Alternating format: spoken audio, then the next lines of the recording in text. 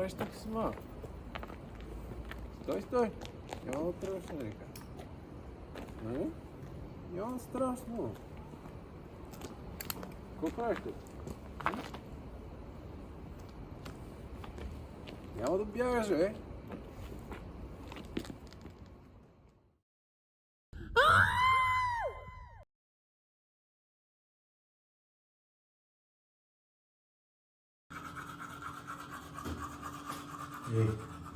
Ще ме надя да си измезвайте.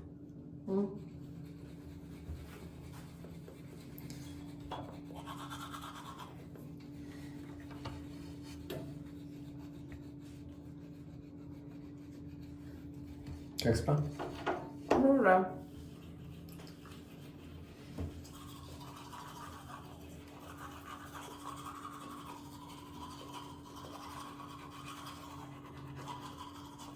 Ей, знам, че някакво време се чувстваш зле. Ако искаш ли? Би ли искала на сходка? Сходка? Помниш, кой беше Йоко миналата година по това време? Западен парк, някоя полянка. Добре. What? Хайде. Молиш ли след много година?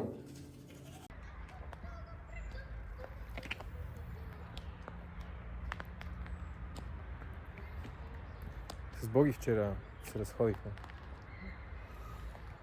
И заговорихме се за... Седнахме там в едно барче и се заговорихме за как човек понякога може да изпадне в дупка. И че е много важно в тези моменти да не се самоотлъчва. Да има... Да знае, че хората до него са винаги отворени да му помогнат. И че даже може да намерят начин, в който да се справят заедно. И аз знам, че напоследък има нещо, което сякаш седи между нас. Не. Виждам, че има нещо, което... Няма нищо. Няма нищо между нас. Няма нещо, което да се направи или да ти е... Не. Няма за какво да се притесняваш. Добре. Няма нещо, което да искаш да ми споделиш, което да те кара да се чувстваш зле.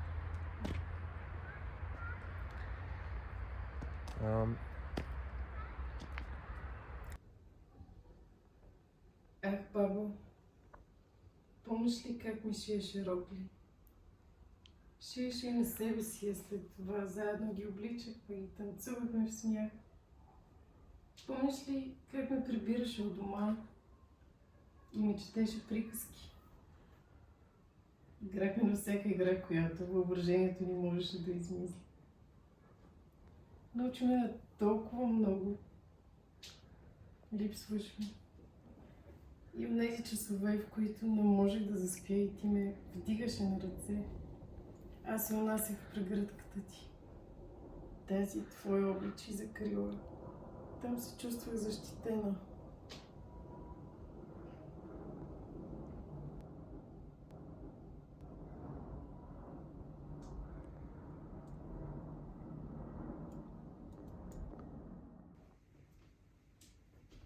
Доброто. Може ли да поговорим за малко? Да.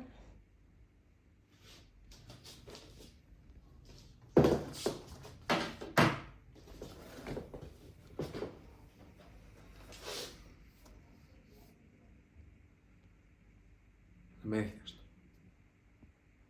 Моля те този път, не дей да криеш нещо от мен, защото това наистина е важно. Аз нищо не крия.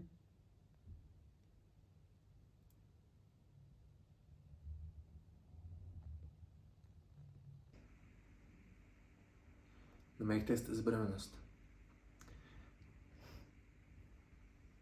Вече птички значат. Да, спокойно, аз се оправих с това.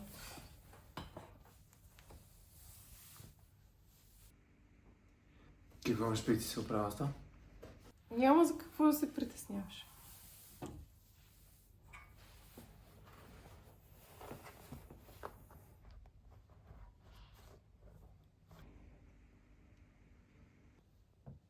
Направих аборт.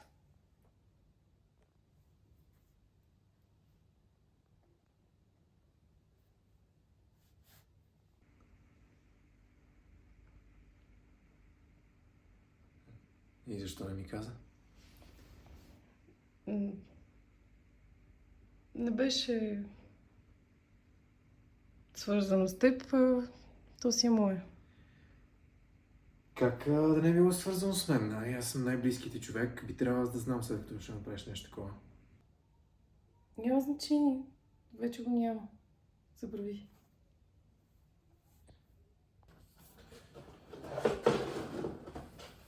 И сам. Как така? Аз не знам за това нещо и ти си направил аборт без аз да знам. Не би ли трябвало аз също да съм част от решението, имайки предвид, че е мое дете? Това е мое решение, мое тяло, затова моля те, остави ме. Какво значи твоето тяло? Това е нашето дете. Не може да бъде само единствено твое. Без мене не става работата. Да, но то ще стои в мен 9 месеца. И това вече няма значение. Аз съм там през всичките тези 9 месеца. Няма значение, вече го няма.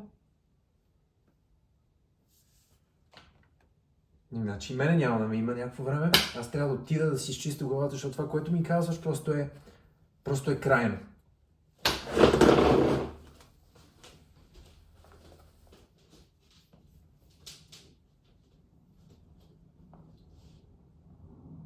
Здравейте! Много благодаря, че гледахте нашия филм. Дано сте се насладили, макар че и да е така трагичен. Как ще напиша и в коментара долу, това цялото нещо не е напълно драматизирана репрезентация на живота в София.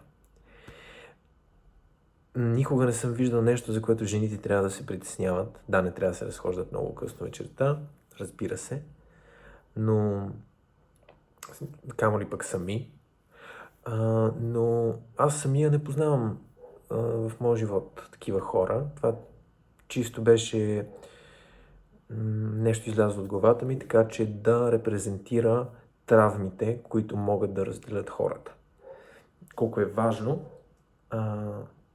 да споделяме на най-близките ни хора, колкото аз самия съвпадам в тази група, колкото и да ни е трудно в моменти, в които смятаме, че нещата, през които минаваме, няма да бъдат разбрани. Може би не е нужно да бъдат разбрани, просто споделени.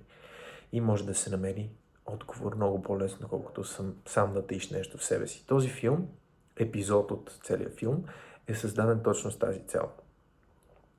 Ако един човек сподели нещо, което вътрешно го тормози, значи филма си е свършил работата. Да, благодаря ви отново, че гледахте. С Зои ще направим заедно още едно такова видео. Споделете на приятелите си и харесайте. Нека го направим цяло нещо и очаквайте втория епизод да дойде, за да видите как ще се развие историята. Благодаря ви много и на добър час.